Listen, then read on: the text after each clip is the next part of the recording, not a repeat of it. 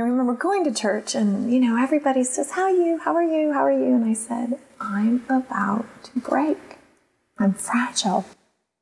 I have nothing left. And I'm trying so hard.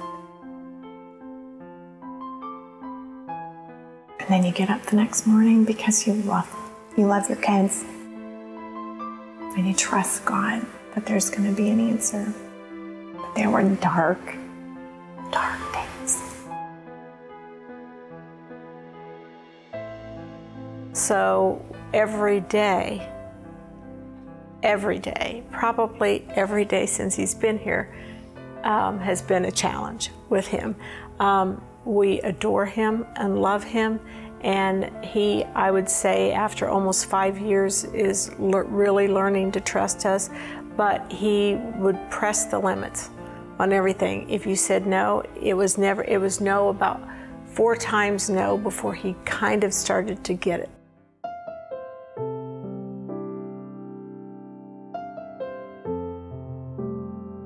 The enormous amount of stress wasn't so much just the daily washing the sheets and, cooking for a family of 11 children, but it was really the behaviors.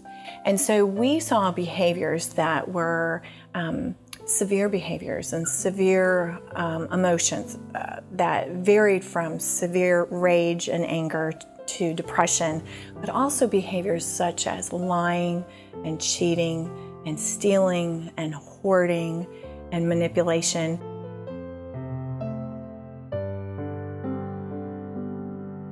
The more we got to know them, the more they shared with us about their background, the more we realized these aren't just like regular teenagers.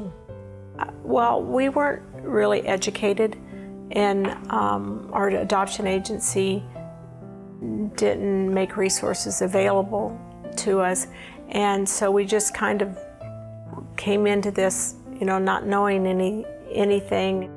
We really thought that just traditional parenting and expanded to these 7 kids, now 11, would just be rosy. I see progress with our second one.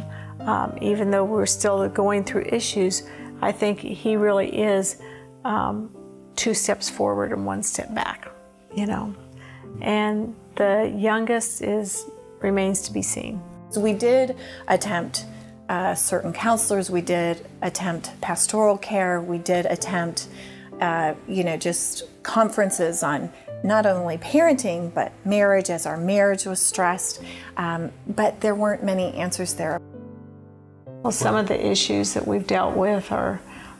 We've had the police called on us. We've called the police.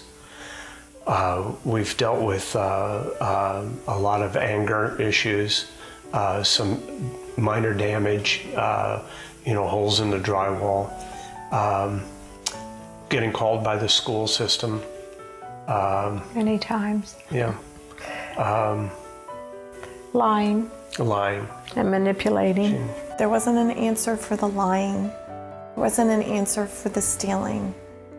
There wasn't a consequence, there wasn't a timeout, there wasn't a counselor, there wasn't some way to interrupt that. And you could foresee your kids in jail. You could foresee your kids, in trouble with the law. This constant, every day was a new, oh my goodness, what are we gonna do about that? You have no idea the struggle it is to bring a child into your home that you haven't raised from birth and that you're getting as a teenager. And you don't know why he's acting like he's acting. Why is he acting out?